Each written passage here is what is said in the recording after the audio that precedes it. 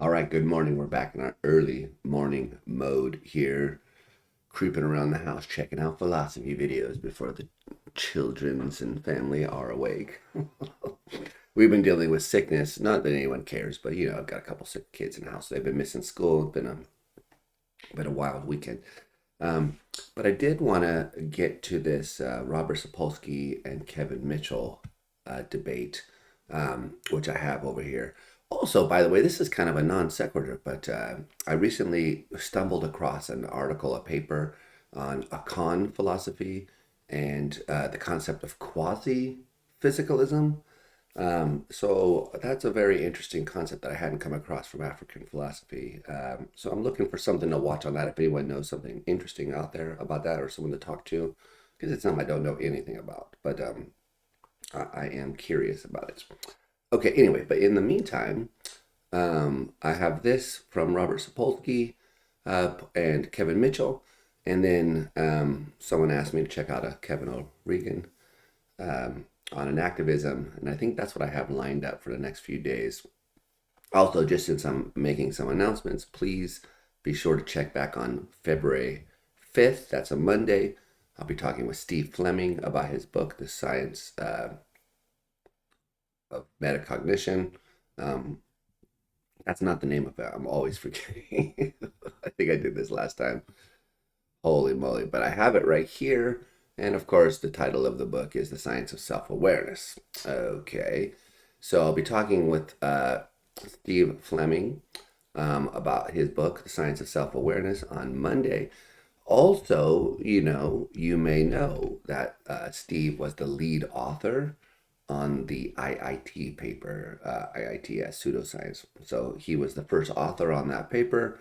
And so I probably can't help asking him about that kerfluffle and all of the interesting things um, that resulted from that. Then further out a little bit, it got March 18th for Matthias Michel. Exciting things are happening behind the scenes with him, so he had to reschedule. And then I also have Ned Block scheduled in March as well. He's currently flying around everywhere and won't settle on a date till he gets back, but that's still in the works. Um, I felt like I was going to say something else. Uh, oh, yeah, I guess if you've been watching the Digital Gnosis channel, he's been sort of very active in philosophy lately, and that's very cool. I reacted to one of his videos, and then he invited me to come and talk to him. That's on Thursday, um, uh, February 8th. I was even invited to talk with Mark Gagnon on his Camp Gagnon. I don't know if I'm saying that right. I don't know. Anyway, so there are podcasty things coming up. Um, and that stuff is all very exciting. I think I have this audio issue figured out. I don't know. I'm slowly working my way up. Let's go ahead. What we want to do is check this out. So this, when did this happen? It was from 2023. Okay, so from last year, November 17th. So this is relatively fresh. A few months ago. Cool. I didn't know that. All right. So I think I've already mentioned that I don't really know much about Robert Sapolsky. In fact, the first time I ever really kind of knew about him was when I saw that debate with Dennett. And then I reacted to Dennett talking about that. But besides that, the only other contact I've had with Sapolsky is then I watched the video with him and Michael Humer. So cool. And then Kevin Mitchell, I don't know much about at all. The only real interaction I've had with him is on Twitter. And I've never really met him in real life or anything like that, but I've seen him. He's active. I was on Twitter. Now I'm not on X or whatever it is, but he was very active there. I don't know if he is now anymore, but I know that Philip Goff often appeals to Mitchell's work as an example of a neuroscientist who thinks that the brain is not a closed system or that it's not a deterministic system or something like that.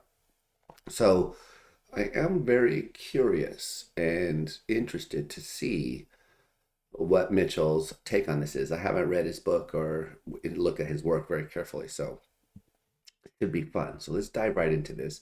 This comes from a channel called Philosophical Trials. I don't know anything about this channel. Let's go ahead. Check it out.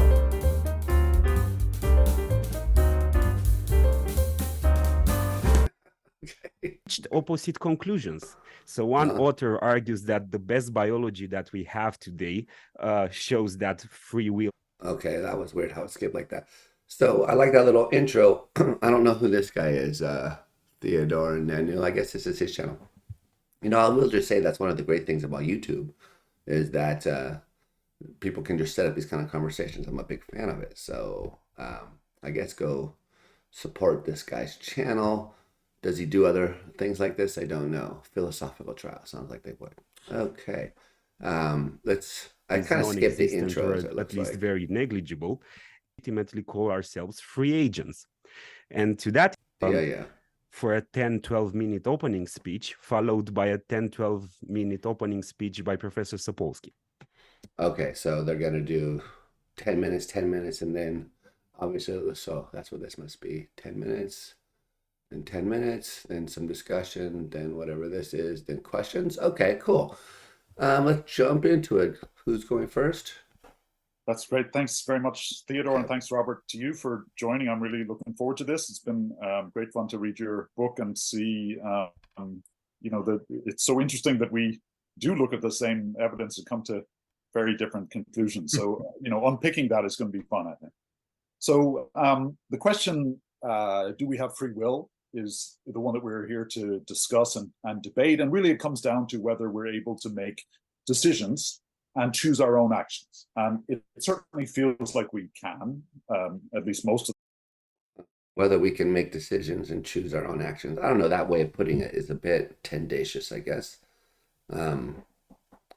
Whether our choices and actions are under our control or are uncaused or are not determined by previous events, those are the questions.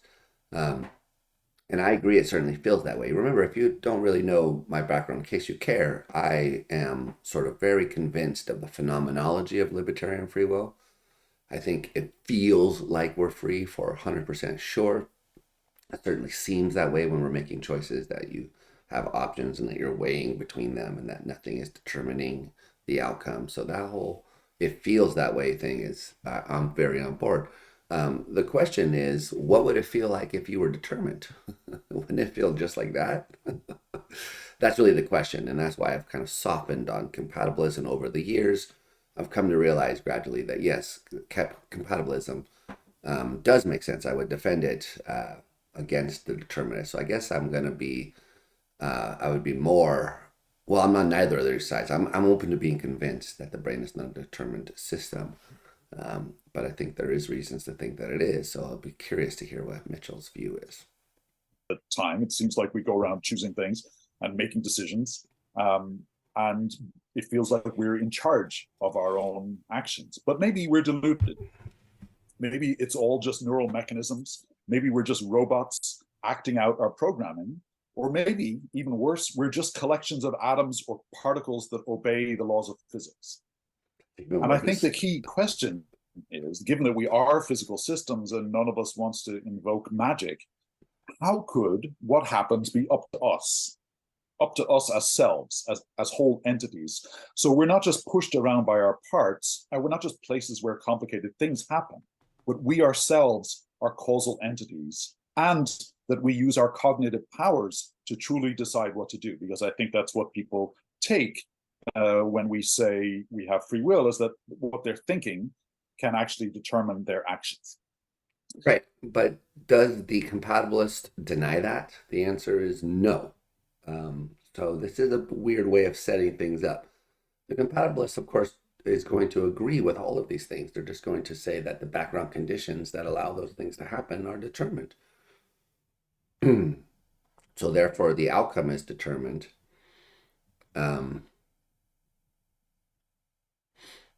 But this is why the debate in free will has kind of moved away from determinism, I think, at least in philosophy and land. The debate, because this is why they have what are called like hard incompatibilists, like a Greg Crusoe and stuff, where they think, look, even if determinism is false, you don't say free will. So that's the hard incompatibilist view. It's like free will is incompatible with determinism, and free will is incompatible with non-determinism. There's just no compatible free will thing. That's where I kind of get off the board. I get off the boat. I think we can still save compatibilism to some degree, and I don't really see Kevin's argument here. It's clear that he's assuming a non-compatibilist theory in the background. I said theory, not Siri. Beat it.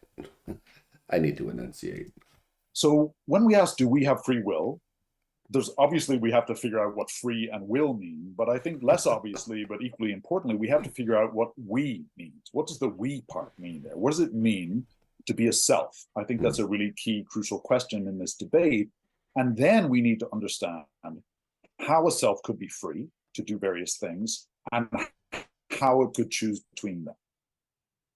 So in my book, I take an evolutionary approach to that question, as Theodore said. I think if we want to understand free will in humans, where it's extremely complicated, we really need to understand much more basic kinds of agency in much simpler organisms. And the very brief sketch of the book is that, thinking first about living organisms, what they are, they're sets of interlocking processes. Really, they're patterns of activity that persist through time. And they do work to stay out of thermodynamic equilibrium with the environment. So they're trying to stay that way. And in order to do that, they need to take in energy, they need to take in food to remain organized that way. But there's a problem. The world is very changeable. So the organism can't just sit there. It has to be able to adapt to changing conditions. And one way to do that is to sense what's out in the world and have some systems to control its own physiology, or even to control its behavior in the world appropriately. And even the simplest creatures, like single-cell bacteria, for example, have these kinds of systems. So bacteria can sense things like chemicals outside them. Sometimes they're nasty and they move away from them. Sometimes they're good, like a food source, and the bacterium can move towards them. And it might seem like a really simple mechanism that controls that. We know a lot about the biochemistry and cell biology of how that happens, but it's not an isolated mechanism. It happens in a really holistic and integrated way. Even this really, really simple behavior of this really, really simple creature. They're not just pushed around by these isolated mechanisms within them. They're making holistic decisions. So they're integrating all kinds of cues at once. They're processing that information in the context of all kinds of their own current conditions and their recent history. That's how they know which way to go, in order to derive the optimal behavior, which is optimal for the whole organism, right? It's the good of the whole organism that is determining what the organism does. It's not the reasons of its parts. So it really is the organism doing something for its own reasons, even at that simple level. Now, here I am talking about reasons. How could I be? How could reasons have any power in the world if physics is really deterministic? If all the atoms and particles that these things are made up of are just controlled by the Schrodinger equation or some of the, the basic laws of physics, well, why or how would you ever get macro scale functional systems like that? And I think the answer to that question is you wouldn't. Those things just wouldn't arise because there'd be no way in which they could get selected for that functionality. Mm-hmm. So the good news. That's a very strange argument. Maybe I'm going to have to look at his book to really understand it, because what is the point supposed to be? So clearly he's saying these things are acting for reasons. Okay, great. Reasons are causes is something that determinists love to say. In fact, I saw Greg Crusoe just saying this last night. Reasons are causes. So changing a person's reasons causes them to act in a different way if you have this view. So what was the argument that they're not going to hold on here? This went by too fast. Let me just go back. The basic laws of physics. Well, why or how would you ever get macro scale functional systems like that? And I think the answer to that question is you wouldn't. Those things just wouldn't arise because there'd be no way in which. Did we see the Yeah. The smile. Okay, so they would arise. Let him finish because I don't see where he's getting this from. They could get selected for that functionality. Of course they So could. the good news is that the world is not predetermined in that way. Physics does not say that. It's not just. But notice that he says predetermined and confusing that with determined. Determinism is not predeterminism, so that's different. Quantum levels, but even at classical levels, physics is not fully deterministic. The low-level details at any moment, plus the laws of physics, underdetermine the future of any system. So the future. But what's the argument for that claim right there?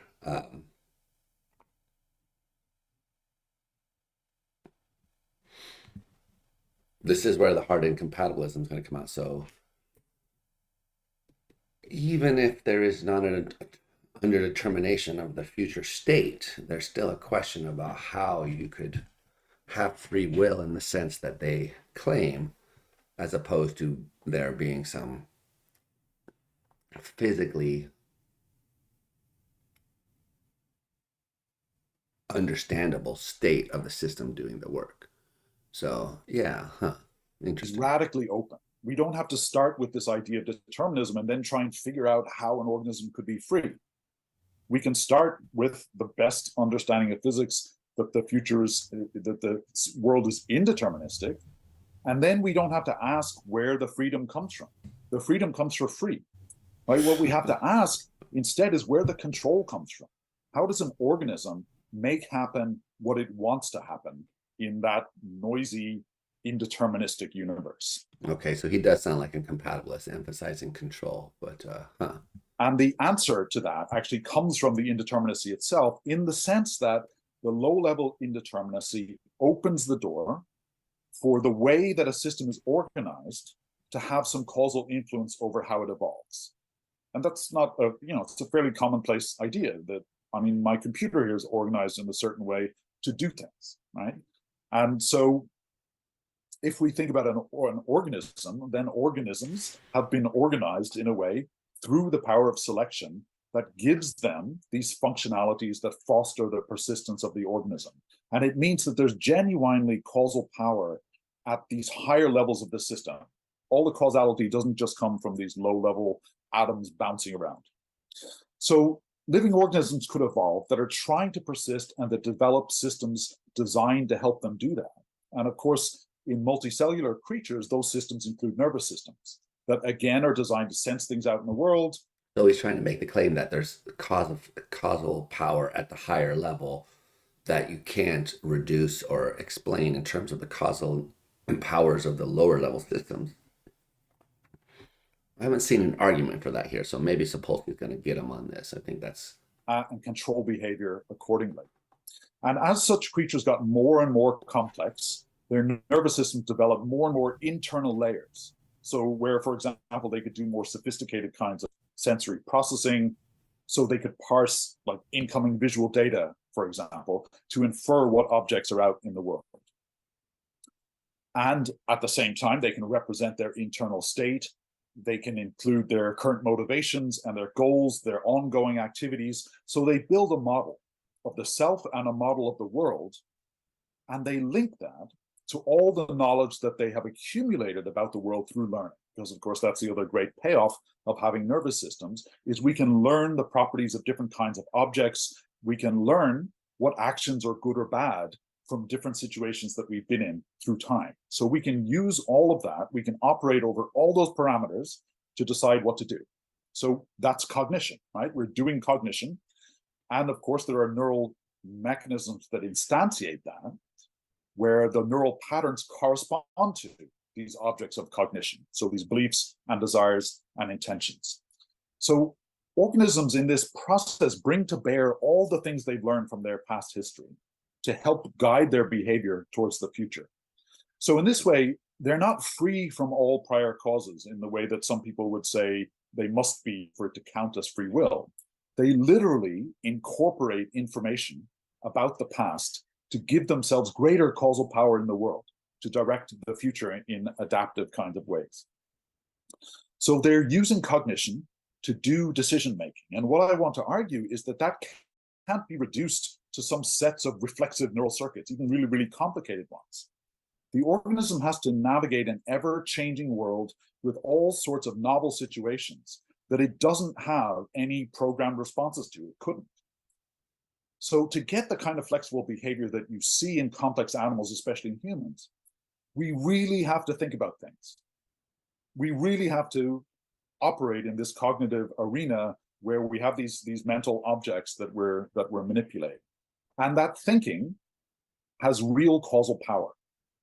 Now, you might say, well, that's how could that be? How could an immaterial thought have any causal power in a physical system? Like immaterial thought, holy moly. So he's a dual. Okay, so what is happening here? He's a dualist. Let's go. Okay. Atoms around. But thoughts are not immaterial. Okay. They're patterns of neural activity. And patterns of neural activity in one part of the brain can obviously affect activity in other parts. That's just how the nervous system works. Now, you might also say, doesn't that mean that it's all reducible to such neural firings? That just sounds like neural mechanism. Yeah. Well, no, I want to argue that it isn't, because it's the meaning of those neural patterns that matters. That's what gives them causal power in the system. The low-level details of neural firings are arbitrary. They're incidental, and they're filtered out. They're actively coarse-grained over. So that's not where the causal power lies. It's not where the causal sensitivity lies in the system. It's whether there's a pattern that means A or a pattern that means B. That's the information that the organism is using when it's thinking about things. So just because neuroscience is identifying more and more of the mechanisms that underpin cognition and decision-making does not mean that you're not really doing cognition and decision-making, that it's all just the systems that are doing it. No. So what is he trying to say here? That there's okay, so whether it means A or means B, it's still got to be explainable in terms of facts about the neural firing and the environment that the animal is in, right? I mean, how does he think he's going to get out of this? Those are just the systems you use to do cognition and decision making. And I think, by analogy, just because we're revealing more and more of the details of how our visual system works doesn't mean we're not really seeing, right? We are really seeing. You can't reduce seeing to the level of the neural mechanisms that it depends on, and you can't reduce cognition to that level either. Analogy is terrible. Of course you can reduce seeing to those neural mechanisms. What is he talking about? So I want to argue we really do make decisions as selves for our own reasons, in ways that are genuinely up to us, because they have to be. There's just no other way to solve the kinds of problems of an unpredictable world except by doing this cognition, by thinking about things. He hasn't addressed the compatibilist. So is he a libertarian? Is he a compatibilist? Because compatibilism agrees with all that this is what we do. There are real causal powers associated with cells, if you like, so forth and so on. So the only thing he's disagreeing with is that there's a reduction. But what does he mean by reduction? Because it's not clear there either. It's very unclear. One further objection that I know Robert is going to make is that all that thinking may be totally determined by prior causes, all the things in our past that have influenced the way our brain and effectively our mind is configured. So Robert is going to talk about our genetics and the way our brain developed and our prior experiences and so on. As Theodore mentioned, I wrote a previous book called Innate, which is all about that. So the fact that we have these predispositions. The difference is I see these as influences on our behavior, and I think Robert will claim that they're determinants, that collectively they leave no room for you to decide anything. And of course, those influences exist, but they're part of the history that organisms incorporate that make themselves. That's what gives them any kind of continuity through time, is by having that history and by staying organized in that way. But it doesn't mean those influences completely determine what happens at any moment. I don't think they could, because the organism can't rely on those kinds of general tunings from our genes or even particular bits of knowledge to resolve what to do in every situation. It still has to think about things. So our freedom is not absolute. It couldn't be. We wouldn't be selves if we didn't have constraints through time, but we do have degrees of freedom, and we exercise choice within them. So I want to say two more things. One, we don't just decide momentary behaviors. We're not just reacting to stimuli and choosing option A or option B. We're selecting goals, and we're making plans, and we're sustaining behavior through time to achieve those plans. So we're making the future what we want it to be, even in humans, the far future, what we want it to be. So we can plan in ways that other organisms can't really do. And finally, we have capacities of introspection and metacognition that I think set us apart from other animals. We can think about our thoughts and reason about our reasons. We can deliberate, and we can consider, and we can reconsider if we need to. So I would say that we can decide what to want. It's not just that we're acting on our reasons. We're deciding what reasons to have. When we select goals, that's exactly what we're doing. We do that all the time, I would say. And we develop policies and meta policies and ways of behaving that ultimately come to constitute our character.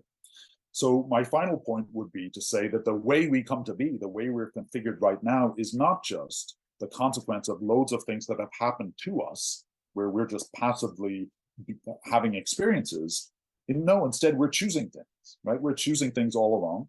Those choices affect the way that we develop, but they also can be choices about how we should behave in the future. And I will leave it there. Thanks very much. Okay, interesting. A little bit disappointing. You know, for someone who starts off saying you got to define what free is and what will is and what we are, I don't think I got any of those definitions. I don't know if he's a libertarian, if he's a compatibilist. I know he's against determinism, I guess. But a lot of stuff is unclear. So we're going to have to come back. And this looks like it's going to be an interesting discussion. So I'm very excited to check out the rest of it.